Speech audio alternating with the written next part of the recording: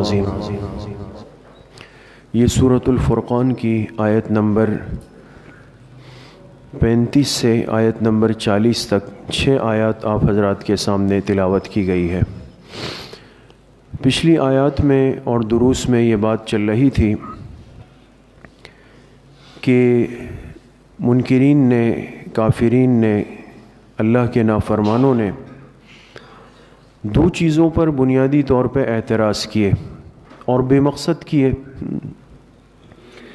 ایک اعتراض ان کا تھا جناب رسول اللہ صلی اللہ علیہ وسلم کی ذات اقدس پر کہ بھئی آپ اگر اللہ کے پیغمبر ہیں تو آپ تو وہ سارے امور، سارے کام کرتے ہیں جو ہم کرتے ہیں۔ آپ بھی کھانا کھاتے ہیں، پانی پیتے ہیں، چلتے پھرتے ہیں، یہ کام تو ہم بھی کرتے ہیں۔ یہ تو عام بشری انسانی کام ہے، تو ہم میں اور آپ میں فرق کیا ہوا؟ تو پیغمبر کو بشر کہہ کر آپ کی نبوت کا انکار کر رہے تھے۔ دوسرا ان کا اعتراض تھا آپ علیہ الصلاۃ والسلام پر اترنے والی اللہ کی آخری کتاب قرآن کریم پر کہ بھئی یہ اللہ کی آخری اور سچی کتاب نہیں ہو سکتی، نعوذ باللہ، اس لیے کہ یہ آپ کسی سے سیکھ کر آتے ہیں، خود بنا کر آتے ہیں، اور خود بنا کر سیکھ کر پھر آ کے ہمیں بتاتے ہیں کہ یہ وحی ہے، یہ وحی ہے، یہ وحی ہے۔ اور اس کی وجہ یہ ہے کہ اگر یہ وحی ہوتی، سچا قرآن ہوتا تو ایک بار اتر جاتا۔ یہ کیا وجہ ہے کہ کبھی آپ ایک آیت سناتے ہیں، کبھی 2 آیتیں، کبھی ایک سورت، کبھی کم، کبھی زیادہ؟ تو اگر واقعی آپ سچے پیغمبر ہیں اور آپ پر وحی اتری ہے تو پورا قرآن یک بارگی ایک ہی مرتبہ میں کیوں نہیں آیا؟ یہ 2 اعتراضات ان کے ذہن میں تھے جو انہوں نے کیے، اور آپ حضرات کے سامنے پچھلے دروس میں اس کے جوابات بھی آئے۔ اللہ پاک نے خود اس کے جوابات ارشاد فرمائے کہ ان کی ان باتوں کی نہ حقیقت ہے نہ کوئی حیثیت ہے، لیکن جب ایک انسان پر اللہ مہر جباریت لگا دے، محرومی کی مہر لگا دے، اور وہ ہدایت سے محروم ہو جاتا ہے، تو پھر اس انسان کے پاس سوائے اس کے اور کوئی راستہ نہیں بچتا کہ وہ بے مقصد قسم کے اعتراضات اور باتیں نکالتا ہے۔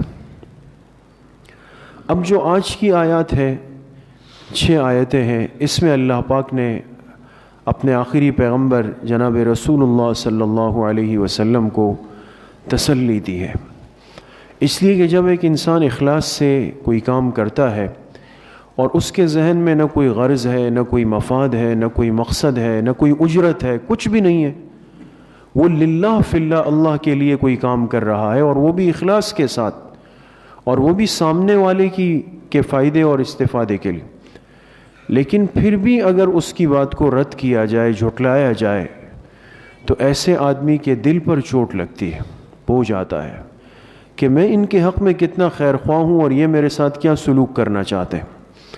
تو جب آپ علیہ الصلاۃ والسلام کے ساتھ یہ کیفیت ہوئی تو ایک فطری تقاضا تھا، آپ پہ بھی بوجھ آیا، آپ کے دل پہ بھی زخم لگا کہ یہ میری قوم میرے ساتھ کیا سلوک کر رہی ہے۔ تو اللہ پاک نے اپنے پیغمبر کو تسلی دی کہ آپ پریشان نہ ہوئے میرے محبوب، آپ پریشان نہ ہو، یہ کوئی نئی بات نہیں، آپ سے پہلے اس کائنات میں جتنے پیغمبر آئے ہیں، تمام پیغمبروں کے ساتھ ان کی قوموں نے، ان کی امتوں نے یہی سلوک کیا ہے، یہی ہوا ہے۔ لیکن آپ تسلی رکھیں، جنہوں نے یہ حشر سلوک کیا، ایک وقت تک کیا، پھر ہم نے ان کو نشان عبرت بنا دیا، ان کے ساتھ بھی یہی ہوگا۔ اگر یہ باز نہ آئے، ہدایت کو قبول نہیں کیا، آپ کو ستاتے رہے، ان کو نشان عبرت بنانے میں بھی ہم دیر نہیں لگائیں گے۔ ان آیات کا ترجمہ ہے وَلَقَدْ آتَيْنَا مُوسَى الْكِتَابَ، اور یقیناً ہم نے دی موسیٰ علیہ الصلاۃ والسلام کو کتاب۔ دیکھیں، آپ کو تسلی کے لیے اللہ نے مختلف پیغمبروں کا تذکرہ فرمایا، مختلف پیغمبر، اور ان میں سب سے پہلے کن کا تذکرہ فرمایا؟ حضرت موسیٰ علیہ السلام کا۔ فرمایا ہم نے موسیٰ علیہ السلام کو کتاب دی، ان پہ بھی کتاب آئی۔ وَجَعَلْنَا مَعَهُ أَخَاهُ هَارُونَ وَزِيرًا، اور ان کے ساتھ ان کے بھائی ہارون کو بھی معاون بنایا، حضرت ہارون علیہ السلام کو۔ یہ دونوں بھائی تھے، اور موسیٰ علیہ السلام ہی کی درخواست پر ان کو ان کے ساتھ رکھا گیا، اللہ نے ان کو پیغمبری دی، نبوت دی۔ تو بنی اسرائیل کے پاس 2 پیغمبر ایک وقت میں گئے ہیں، 2 پیغمبر گئے ہیں۔ فقلنا، پھر ہم نے ان سے کہا، اذهبا الى القوم الذین، آپ دونوں چلے جائیں اس قوم کی طرف، الذین کذبوا بآیاتنا، جنہوں نے ہماری آیتوں کو جھٹلا دیا ہے۔ مراد اس سے قبطی ہے، فرعون اور اس کی قوم ہے۔ فدمرناہم تدمیرا، لیکن جب انہوں نے بات نہیں مانی تو ہم نے ان کو مکمل طور پہ ہلاک کر دیا، ہلاک ہو گئے۔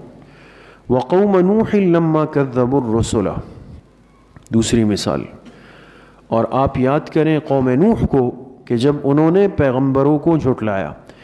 یہاں ایک بات میرے عزیزوں ذہن میں رکھیں، آپ کو انشاءاللہ فائدہ دے گی۔ حضرت نوح علیہ السلام اللہ کے ایک پیغمبر ہیں نا، اور وہ اپنی قوم کی طرف مبعوث ہوئے۔ مشہور واقعہ جو آپ حضرات سنتے ہیں قوم نوح کا، اور پھر اللہ نے ان کو ہلاک کیا پانی کے عذاب سے۔ اب دیکھیں، ایک پیغمبر گئے اپنی قوم کے پاس، ایک نا، لیکن یہاں اللہ نے جو تعبیر استعمال فرمائی ہے وہ کیا فرمائی؟ وقوم نوح لما کذبوا الرسل، رسل یہ جمع ہے رسول کی، اور قوم نوح نے جب جھٹلایا اپنے رسولوں کو، حالانکہ ان کے پاس کتنے پیغمبر گئے؟ ایک پیغمبر گیا، تو یہاں رسول ہونا چاہیے نا، لیکن رسل فرمایا۔ بات سمجھ میں آ رہی ہے؟ یہ چیز ذہن میں رکھیں، اس پہ ابھی بات کرتے ہیں۔ اور قوم نوح نے جب اپنے پیغمبر کو جھٹلایا تو انجام کیا ہوا؟ اغرقناہم، ہم نے ان کو غرق کر دیا، ان پر پانی کا عذاب آیا۔ وجعلناہم للناس آیا، اور ہم نے ان کو انسانیت کے لیے نشان عبرت بنا دیا۔ آج تک ان کا قصہ اور کہانی مشہور ہے۔ وَأَعْتَدْنَا لِلظَّالِمِينَ عَذَابًا أَلِيمًا، اور ہم نے ظلم کرنے والوں کے لیے دردناک عذاب تیار کر رکھا ہے۔ وَعَادًا وَثَمُودَ وَأَصْحَابَ الرَّسِّ، 3 پیغمبروں کا۔ اور آپ یاد کریں قوم عاد کو، قوم سمود کو، اور کنویں والوں کو۔ رس سے مراد کنواں ہے، کنواں۔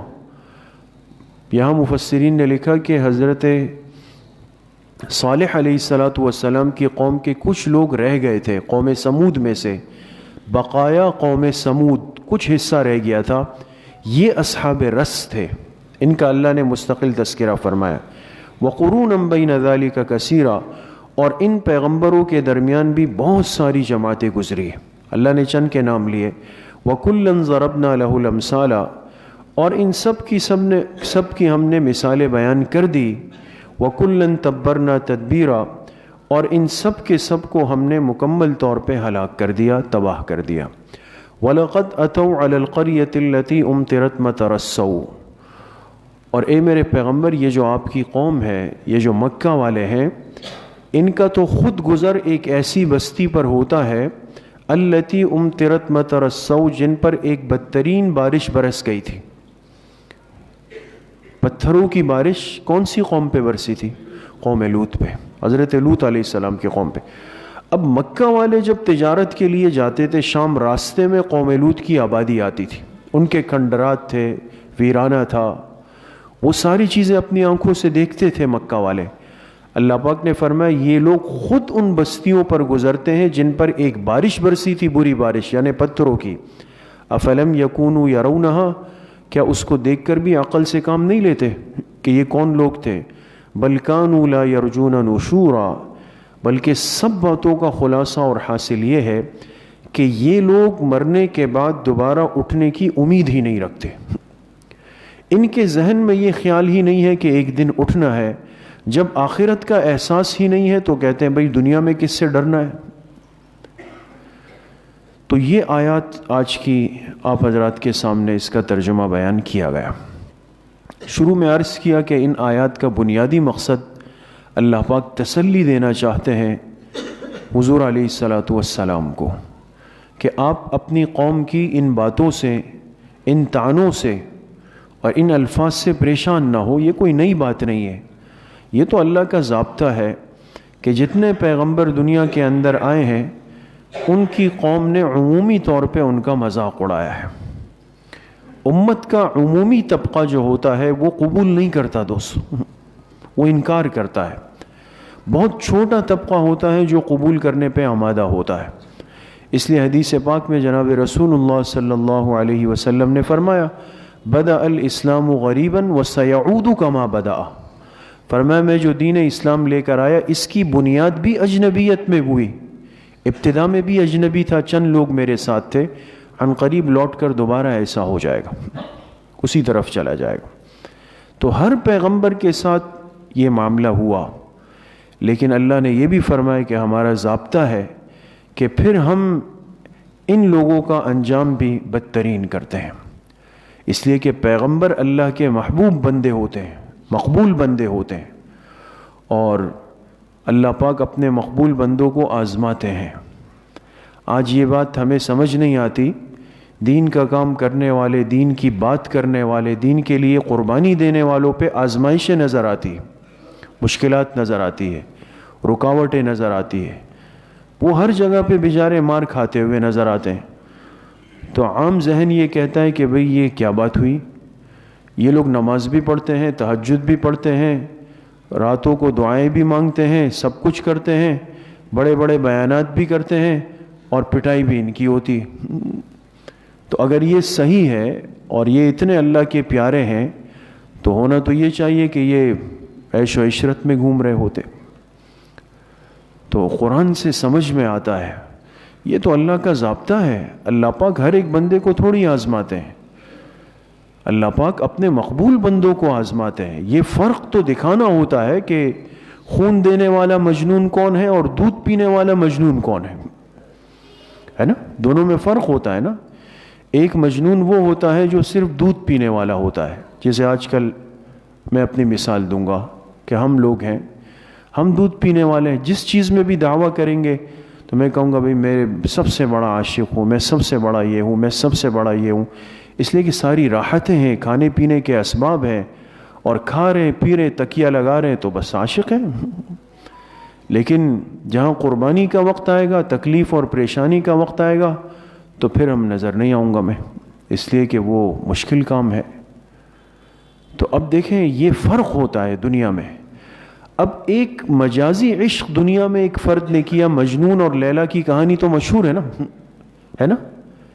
ایک مجنون ایک لیلا ہے، ان کا آپس کا عشق یہ عشق مجازی ہے، یہ دنیا کا عشق ہے۔ لیکن ہمارے بزرگوں نے کیا لکھا؟ فرمائے عشق مجازی اتنے اخلاص سے کیا، جملے پہ غور کریں، عشق مجازی اتنے اخلاص سے کیا کہ عشق حقیقی والوں کے لیے مثال بن گئے۔ عشق حقیقی بندے کا کس سے ہو سکتا ہے؟ اللہ سے۔ کس سے ہو سکتا ہے؟ اللہ سے۔ اللہ کے علاوہ کسی اور سے عشق حقیقی نہیں ہو سکتا دوستو، وہ عشق حقیقی کے لائق ذات صرف اللہ پاک کی ہے۔ تو اللہ پاک نے ان دو بندوں کو ایک مثال بنا دیا۔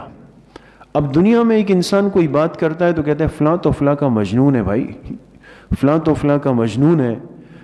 تو علماء لکھتے ہیں دیکھیں نکتہ یہ ہے کہ تھا عشق مجازی، تھا ایک انسان کا انسان سے عشق تھا، فانی عشق تھا، ختم ہونے والا تھا، لیکن کیا دونوں نے اتنے اخلاص کے ساتھ ٹوٹ کر کیا کہ وہ مثال بن گیا۔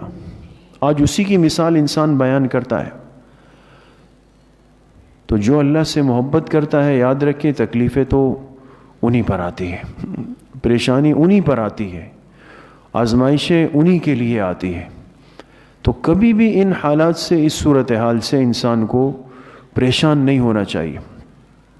ہمارے بزرگوں میں گزرے حضرت شاہ عبد الرحیم صاحب رائے پوری رحمۃ اللہ علیہ۔ رائے پور بہت بڑی خانقاہ ہے ہمارے سلسلوں کی، رائے پور شریف، اور جہاں کا فیض بہت عام ہوا ہے، تمام اکابر نے، بزرگوں نے یہاں سے بڑا فیض حاصل کیا رائے پور شریف سے۔ تو حضرت رائے پوری رحمۃ اللہ علیہ کے ایک مرید تھے، تو وہ جماعت میں چلے گئے، وقت لگائے تبلیغ میں۔ تو اللہ کی شان یہ کہ وہ جہاں تشکیل ہوئی وہ کوئی مجاہدے کی جگہ تھی، یہ تو کبھی تشکیل مشکل جگہ ہوگی، کبھی آسان جگہ ہوگی۔ تو مجاہدے والی جگہ تشکیل ہو گئی، یہاں بڑی پریشانی تھی، رکاوٹیں تھیں، تنگ کیا لوگوں نے۔ تو جب یہ واپس آئے اپنے شیخ کے پاس نا، تو حضرت اپنے شیخ کو کارگزاری سنا رہے، کہا حضرت ہم گئے اور ایسی جگہ تشکیل کر دی جہاں پہ لوگوں نے پٹائی بھی کی، کام بھی نہیں کرنے دیا، پانی کی پریشانی، یہ پریشانی، وہ سالی وہ بیان کی۔ حضرت خاموش تھے۔ جب یہ چپ ہوئے تو حضرت نے فرمایا بھائی گئے کس کام کے لیے تھے؟ اگر گئے پیغمبر کے دین کے کام کے لیے تھے تو پھر تو یہی ہونا ہے، اور اگر عیش و عشرت کے لیے گئے تو پھر کوئی دوسرا راستہ دیکھ لو۔ اس راستے میں تو مشکلات ہیں۔ ایک انسان اپنے لیے راستہ دین کا چنے، پیغمبر کا چنے، اور پھر یہ کہے کہ یار مجھ پہ حالات کیوں آ رہے؟ حالات تو آئیں گے۔ اس لیے نیک بندوں پر حالات کا آنا ان کی قبولیت کی دلیل ہے کہ یہ مقبول ہے۔ ہم جیسے کمزور لوگوں پر اللہ پاک سب کی حفاظت فرمائے، اس لیے کہ ہم آزمائش کے قابل نہیں۔ اب ہم جیسے کمزوروں پر آ جائے تو ہمارا تو ایمان ڈگمگا جائے، ہم تو ہل جائیں اور کمزور ہو جائیں۔ لیکن یہ اللہ کے خواص ہوتے ہیں، ان پر جب حالات آتے ہیں یہ اور اللہ کے قریب ہو جاتے ہیں۔ ان کو پتہ ہوتا ہے کہ اللہ پاک ہمیں آزمانا چاہتے ہیں، آزمانا چاہتے ہیں۔ وہ ہمارے عربی کے ایک شاعر ہیں متنبی، ان کا ایک شعر ہے، وہ کہتے ہیں یجمشک الزمان ہوا وحبا وقد یؤذى من المقت الحبیبی۔ یہ شاعر بھی بڑے عجیب ہوتے ہیں نا۔ کہتے ہیں جس کی محبت ہوتی ہے، آپ نے بھی غور کیا ہوگا، جب دو بے تکلف دوست آپس میں ملتے ہیں نا تو ایک دوسرے کو چونٹی بھرتا ہے۔ چونٹی بھرنا جانتے ہیں نا؟ ایسے جو تھوڑا سا نوچ دیتا ہے بے تکلفی میں۔ تو اس محبوب کی چونٹی بھرنے سے تکلیف تو ہوتی ہے، لیکن کبھی کسی نے شکایت کی کہ یار ایسا کیوں کر رہے ہو؟ نہیں، اس میں بھی ایک مزہ ہے۔ محبوب کی جو چونٹی بھرنی ہے وہ بھی مزے اور لطف سے خالی نہیں۔ جو اللہ کے محبوب ہوتے ہیں نا، ان کو تو اللہ پاک تھوڑا سا ہلاتے ہیں، ان کو آزماتے ہیں، لیکن ان کو اس کی لذت کا احساس ہوتا ہے کہ یہ حالات ہمیں اور اللہ پاک کے قریب کر رہے ہیں۔ تو ان آیات میں اللہ پاک نے تسلی دی جناب رسول اللہ صلی اللہ علیہ وسلم کو کہ آپ ان احوال سے پریشان نہ ہو۔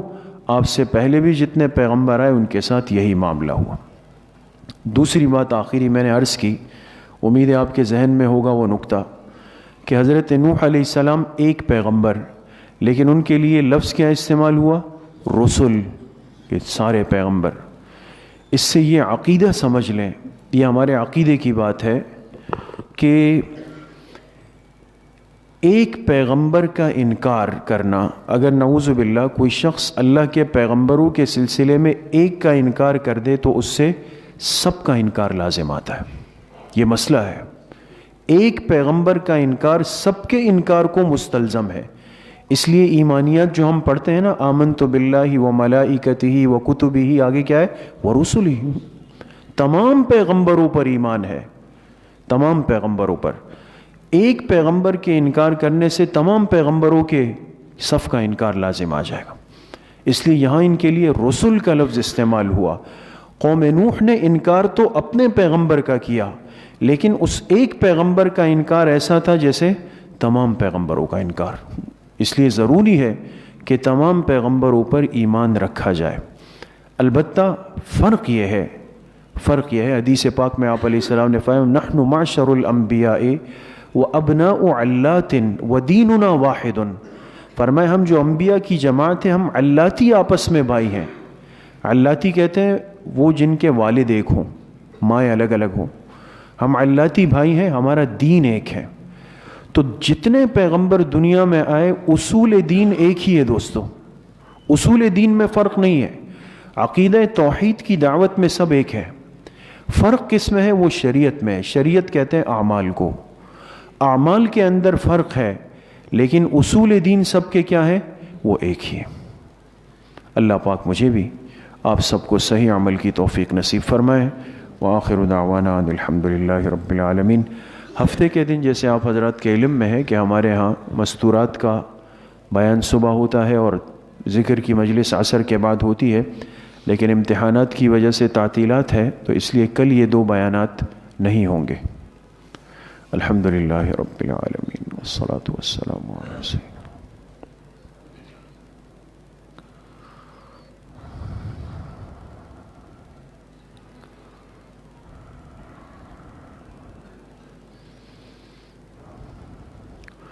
وصلی اللہ وسلم علی نبینا محمد وآلہ وصحبہ اجمعین برحمتک یا ارحم الراحمین.